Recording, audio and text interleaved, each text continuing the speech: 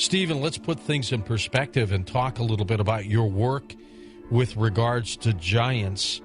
And in some cases, how big did these giants that apparently roamed the planet thousands of years ago get? Well, giving you an overview, George, it just in since let me put this into perspective, too, for the listeners. We're not talking hundreds of reports. We're not talking thousands. We're literally talking 10,000s of reports.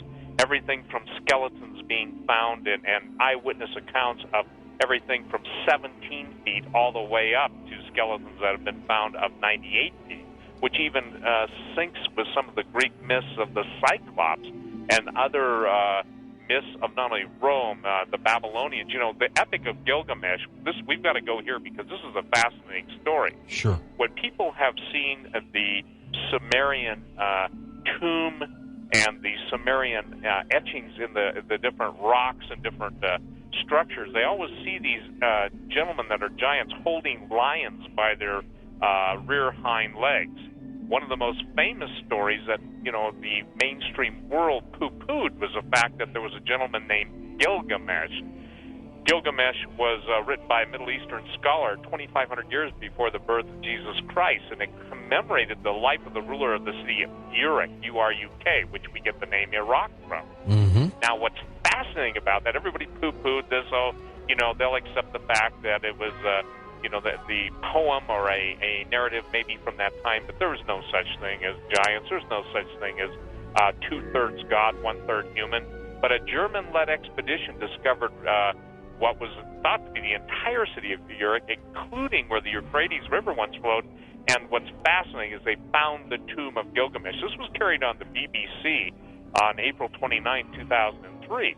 So what's fascinating, we're finding more and more things that are poo-pooed and dismissed coming right into the forefront. And what's really fascinating is after you and I did our last interview months and months ago, or whenever it was on giants, I was contacted by one of your listeners, George, who was with the SWAT department of a major California city. And he said, Steve, I want you to know something.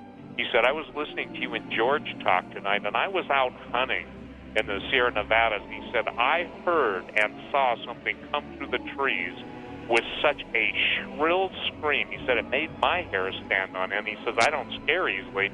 But he said, what he notice were the trees that were absolutely being mowed over by this thing, and his estimation was the thing had to be between 10 and 12 feet.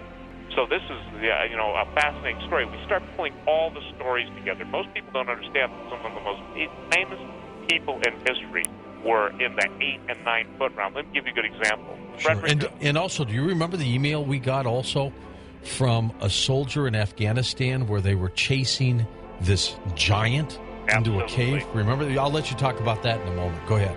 Well, let's just run through some famous guys that people don't realize were giants that have come right through history. Frederick III, the father of Charlemagne. Charlemagne himself was a giant.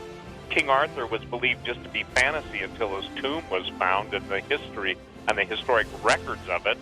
We've got Maximinius, who is actually one of the Roman leaders who basically, if they go to my website, stevequayle.com, and click on the giants, or just go to the Coast to Coast page that my webmaster, Holly Deo, designs just for your show, George, they can see an artist sketch of what Maximinius looked like. I mean, we're talking about famous people and famous in history. Then we've got the situation where over and over and over, the famous Gog and Magog giants of the British Isles. Most people don't understand this. Biblically, Gog and Magog is a war that does arise in the Middle East with all the different people that are associated with it, nations associated with the coming Gog-Magog war. But most people don't understand those were two giants who were ultimately put down by a man named Brutus, and Brutus was from Troy.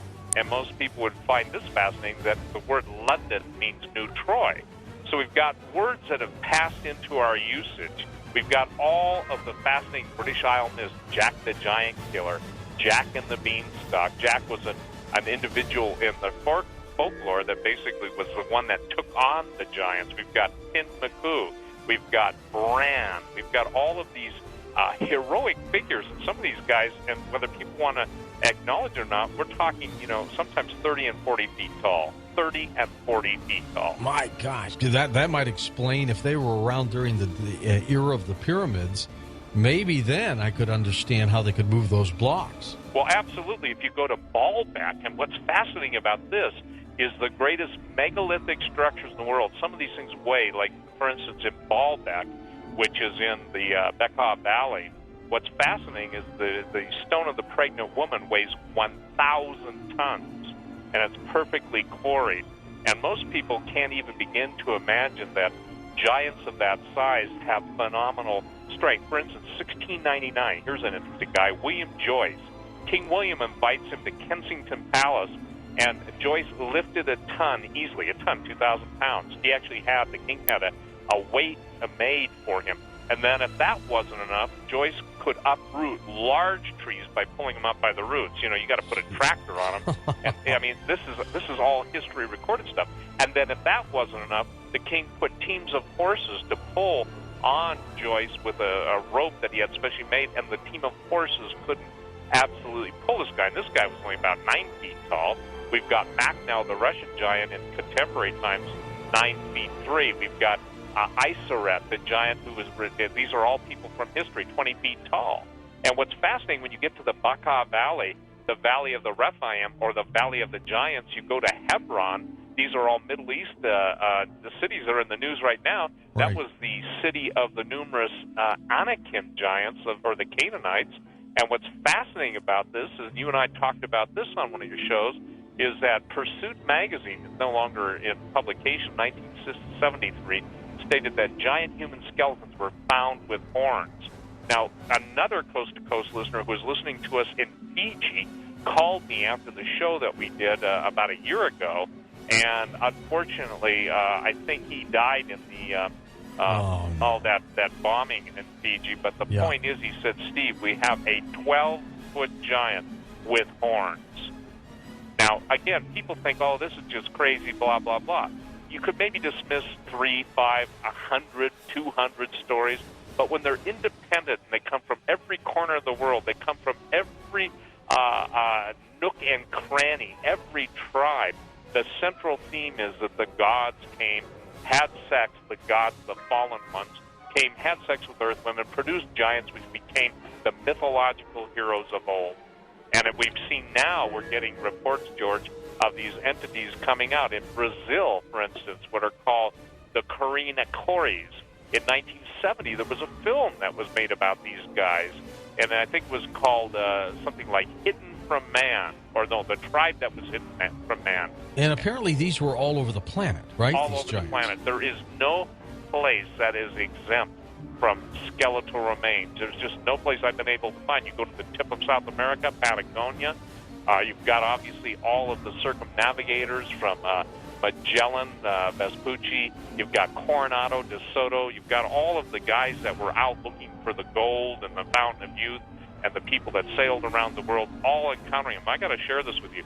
It's fascinating. After you and I typically do a show, within about a couple weeks, sometimes a History Channel or somebody will come on and they'll get experts that will try and dispute this, that, oh, these guys were just really not humans. These are large animal bones. Right. Even though on my website I have an actual, not a reproduction, an actual Magellanic account of him encountering the Patagonia giants.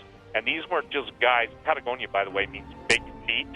And I don't think people recognize the fact that you cannot get so many independent verifications, absolute eyewitness, written accounts. These guys were so specific and detailed that it went literally to the toenail, to the tip of their tooth, when the descriptions were being penned even 300 years ago.